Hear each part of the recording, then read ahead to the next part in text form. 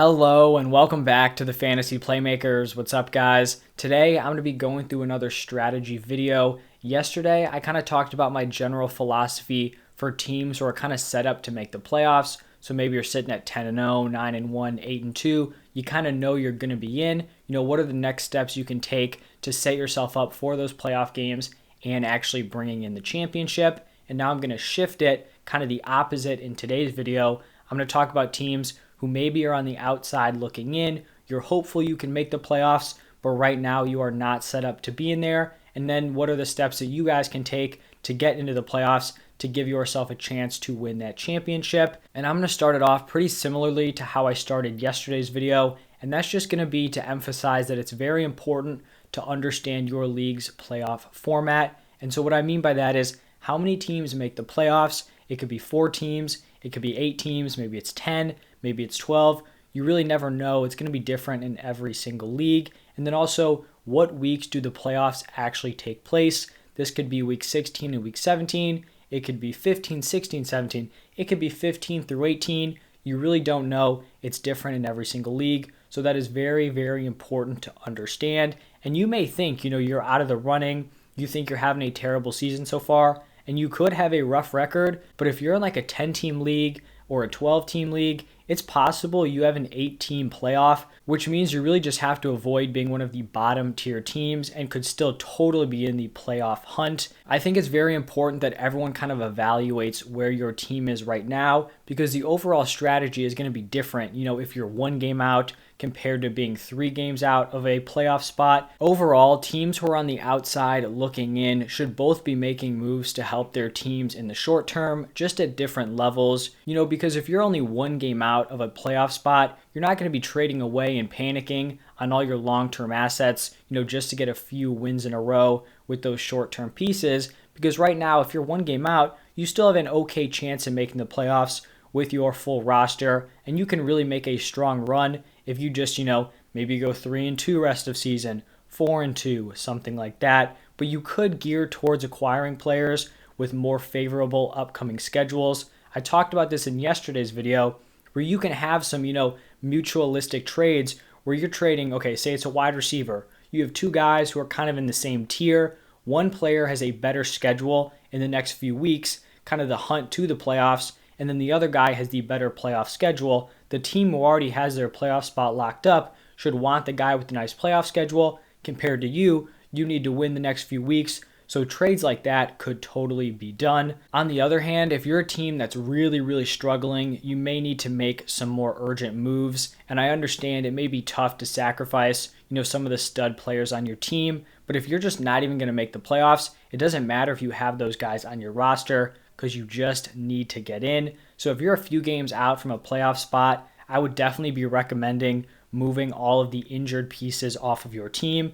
Players like Chase Edmonds and Julio Jones aren't going to be helping you make the playoffs when they're on IR. I mean, honestly, Julio Jones isn't really helping you anyway, but a guy like Chase Edmonds, he could totally be an asset for someone long-term. If they can wait out whatever the 5 weeks remaining he has on his injury, that's someone who could be a piece for a playoff team in the playoffs, but it's really going to do you no good right now. Even guys like Aaron Jones and Kareem Hunt, who may be missing, 1, 2, 3 weeks, you may need to win right now. You may need to win out, and those guys are not going to help you do that. And overall, I think the best trade partners for underachieving teams are overachieving teams because you could really complete some nice win-win trades for both sides. Teams who already have their playoff spots locked up would likely welcome some of these injured players to their teams. If I'm 10-0, 9-1, I would love to be trading low for a guy like Aaron Jones and Kareem Hunt. And I'm not saying, if you have Hunt or Aaron Jones and you're not in a playoff spot, don't just give them away for nothing, but you can acquire an asset who may be, slightly less solid on a week-to-week basis, but you just know they're going to be in your lineup. And then I also kind of want to preface this by saying, even though I think, you can make some really nice trades, you shouldn't be making moves for no reason, right? You shouldn't just be making trades to make trades. And I'm going to use a team of mine right now that is currently underperforming. I think this is the worst record I have in any of my leagues, but this is a 10-team league, 1 quarterback, half-point PPR scoring. And so it's a 10-team league, but only 4 teams make the playoffs. And right now I have a 3-7 record that is tied for last place. So the bottom 3 teams all are 3-7.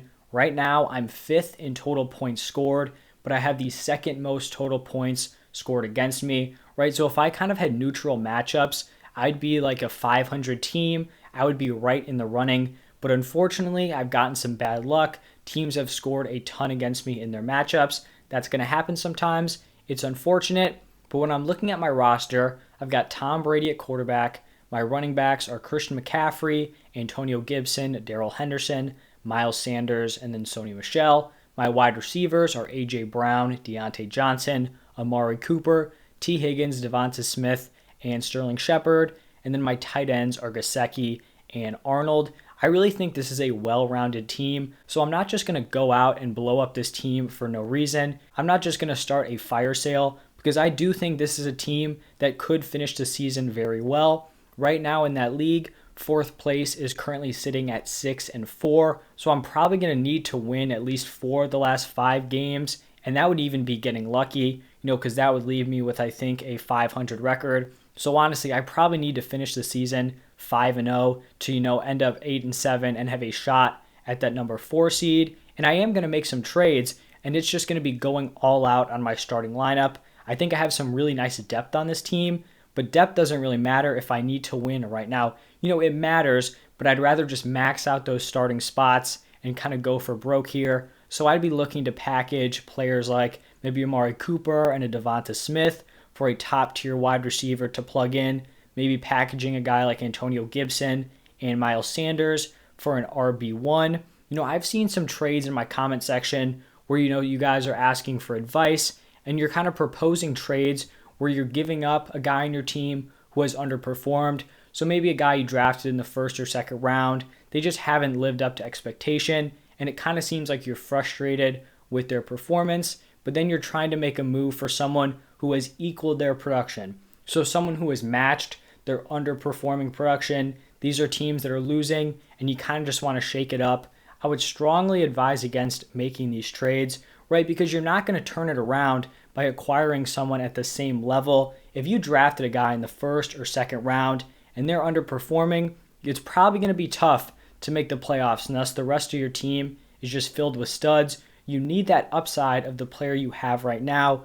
So that's kind of the point I'm trying to make here. Don't make trades for no reason. If you have a solid roster and you've just gotten unlucky, that's totally fine. You can write it out. I still think you can make, some little moves here, acquiring players with solid upcoming schedules, maybe packaging some of your depth pieces, but all of those are relative to your own teams. I think that's actually going to wrap it up for this video. That's kind of everything I wanted to talk about. If you guys enjoyed this video, do me a huge favor, hit that like button and subscribe to the channel. If you guys have any fantasy questions, you can ask it down below in the comment section, and I'll respond to every single person. But thank you guys for stopping by, and I'll see you next time.